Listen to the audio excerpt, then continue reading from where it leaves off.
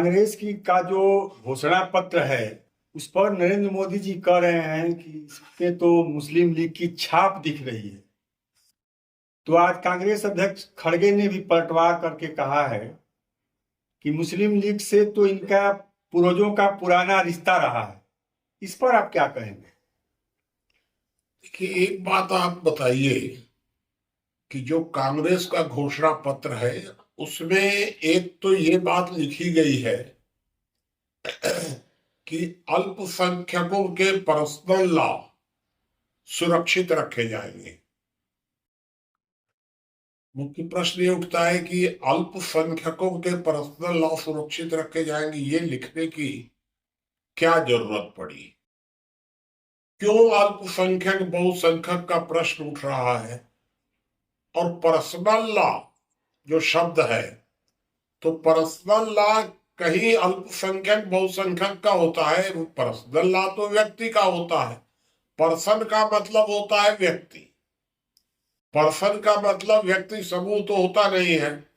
तो personal law तो व्यक्ति के होते हैं, और आप उसमें लिख रहे हैं कि अल्पसंख्यकों के पर्सनल लॉ। इसका मतलब सीधा सीधा अर्थ यह है कि जैसा स्वतंत्रता के पहले शरिया कानून सरीखी बातें उठ रही थी, शरिया कानून लिखा हुआ था उस समय, तो मुस्लिम लीग शरिया कानून लागू करना चाह रही थी। आप शरिया कानून न लिख करके पर्सनल लॉ लिख रहे हैं।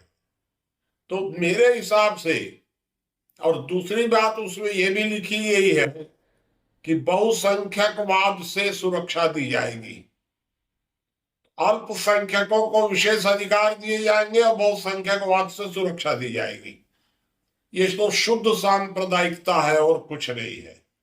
तो इसलिए अगर मोदी जी ने कहा नहीं कहा, लेकिन ये बात साफ दिख रही है कि कांग्रेस पार्टी मुसलमानों को संतुष्ट करने के लिए अपने घोषणा पत्र में यह वाक्य जोड़ी है जो शुद्ध सांप्रदायिक है और उसमें कुछ नहीं है। मुनि जी, जिनकी संख्या कम होती है वो कमजोर होते हैं, उसमें तो राज्य सरकार की जिम्मेदारी बनती है कि उसकी सुरक्षा की जिम्मेदारी वो संभाले या उस पर विशेष नजर रखे। इसमें अल्पसंख्यक तुष्टीकरण और शरिया कानून से क्या लेना देना? नहीं, संख्या कमजोर होती है का मतलब समझ में नहीं आया कि किसकी संख्या। तो संख्या कमजोर और संख्या अधिक अधिक, जब प्रत्येक व्यक्ति को समान सुरक्षा दी जा रही है, प्रत्येक व्यक्ति को, तो व्यक्ति तो कभी भी बहुसंख्यक होता नहीं है, व्यक्ति तो एक सिंगल होता है।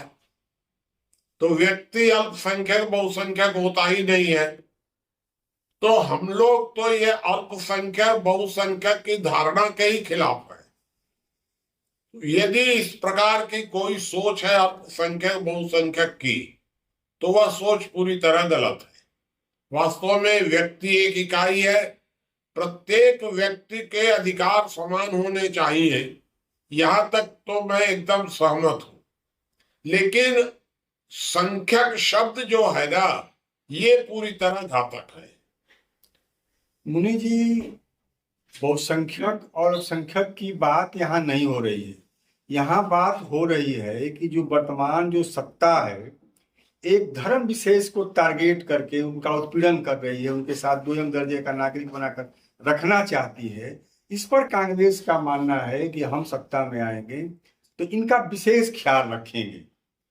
नहीं, उनका ख्याल रखने की क्या जरूरत है? आप सीधा सीधा इनका विरोध करिए कि नहीं, जो वर्तमान जो सरकार है ये बहुसंख्यकों को प्रसन्न करके चल रही है। हम ये अल्पसंख्यक बहुसंख्यक की धारणा को समाप्त कर देंगे। इसमें क्या दिक्कत है कांग्रेस पार्टी को? बहुसंख्यकों की अगर कोई धारणा बन रही है भारत में, तो उस धारणा का विरोध करिए, लेकिन आप उस धारणा के खिलाफ अल्पसंख्यकों को खड़ा करेंगे। यही तो वर्ग संघर्ष है, और वर्ग संघर्ष तो किसी भी दृष्टि से उचित नहीं। तो मुनीम जी, जो तो मुस्लिम लीग की बात कहाँ से आ रही है? मुस्लिम लीग के साथ तो इन्होंने सरकार चलाई है, सिंध में, बंगाल में और जगह चलाई है, और फिर उसी मुस्लिम के खिलाफ आप मतलब अनर्गल बात भी कर रहे हैं। तो इसमें राहुल गांधी अगर कह रहे हैं कि इनकी हम सुरक्षा की गारंटी करते हैं, सुनिश्चित करते हैं अपने चुनावी एजेंडा में, तो इसमें विपक्ष को क्या दिक्कत, सत्ता पक्ष को क्या दिक्कत है? इसका उत्तर तो सत्ता पक्ष देगा। मेरे हिसाब से तो दोनों गलत है। अगर कोई बहुसंख्यकों को प्रसन्न करके चल रहा है वो भी गलत है, और कोई अल्पसंख्यकों को लेकर चल रहा है वो भी गलत है। विचारणीय प्रश्न ये है कि 70 वर्षों तक एक गुट मतलब कांग्रेस पार्टी अल्पसंख्यकों को प्रसन्न करने में लगी रही, और एक दूसरा गुट अब बहुसंख्यकों को प्रसन्न करने में लगा हुआ है। तो मेरे विचार से तो दोनों गलत है। वास्तव में अल्पसंख्यक बहुसंख्यक की धारणा ही गलत है, और दोनों पक्षों को यह धारणा छोड़ देनी चाहिए।